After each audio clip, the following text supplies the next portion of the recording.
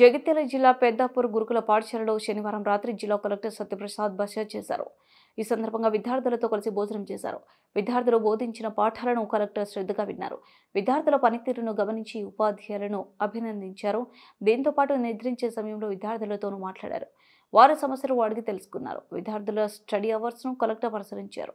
విద్యార్థులకు అందిస్తున్న భోజన వసతి సదుపాయాలు, విద్యా బోధన, రోజువారీ దినచర్య, మెను తదితర వివరాలను పాఠశాల ప్రిన్సిపల్ను అడిగి తెలుసుకున్నారు. స్టడీ అవర్స్ కొనసాగుతున్న గదులను సందర్శించి విద్యార్థులతో కలెక్టర్ మాట్లాడారు.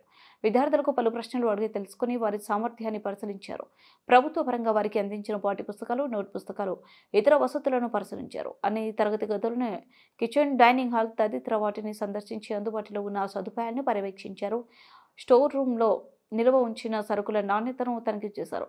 ఈ సందర్భంగా జిల్లా కలెక్టర్ మాట్లాడుతూ, గురుకులాల్లో ప్రభుత్వం కల్పిస్తున్న సౌకర్యాలను విద్యార్థులు సద్వినియోగం చేసుకుని మంచి ఫలితాలు సాధించాలని సూచించారు. సో ర్యాండమ్ ఇన్స్పెక్షన్స్లో పార్ట్ కింద ఈ స్కూల్కి రావడం జరిగింది. సో వచ్చి మనం ఏదైతే ఇంతకుముందు మన ఇన్ఫ్రాస్ట్రక్చర్ అంతా ఏదైతే క్రియేట్ చేస్తామో అంతా కూడా చూడడం జరిగింది. అండ్ ఇంకేమైనా గ్యాప్స్ ఉన్నాయో కూడా నైట్ టైం ఎలా ఉంటుంది, ఏంటి పరిస్థితి కూడా చూడడం జరిగింది. అండ్ పిల్లలతో పాటు డిన్నర్ కూడా చేయడం జరిగింది.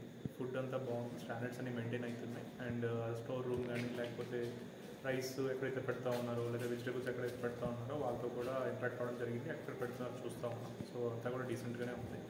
అండ్ ఇక్కడ కూడా వచ్చిన తర్వాత మనకి డార్మెటరీస్లో పరిస్థితి ఎలా ఉంది, పిల్లలు క్లాస్ రూమ్స్కి వెళ్ళి చూడడం జరిగింది. పిల్లలు ఆల్రెడీ 10th క్లాస్ ఎగ్జామ్స్ ఒక 1 monthలో ఉన్నాయి కాబట్టి 10th పిల్లల ప్రిపరేషన్ అంతా ఎలా ఉంది కూడా చూడడం జరిగింది. సో అన్నీ కూడా సాటిస్ఫాక్టరీ లెవెల్లో ఉంది. So I wish all 10th students అందరినీ కూడా ఆల్ ద బెస్ట్ చెప్పేసి నైట్ హాల్ కంటిన్యూ చేసి కంటిన్యూ. జిల్లాలో గురుకులాల పరిస్థితి ఎలా ఉంది సార్? జిల్లాల్లో గురుకులాలన్నీ కూడా మనకి ఏదైతే ఇన్ఫ్రాస్ట్రక్చర్ ఇష్యూస్ ఉన్నాయో మనం కొద్ది వరకు చేయడం జరిగింది. ఏవైతే పెద్ద ఇష్యూస్ ఉన్నాయో కొత్త బిల్డింగ్స్ కావాలి లేకపోతే కొత్త క్లాస్ రూమ్స్ కావాలి అవన్నీ కూడా మన స్టేట్కి పంపించడం జరిగింది.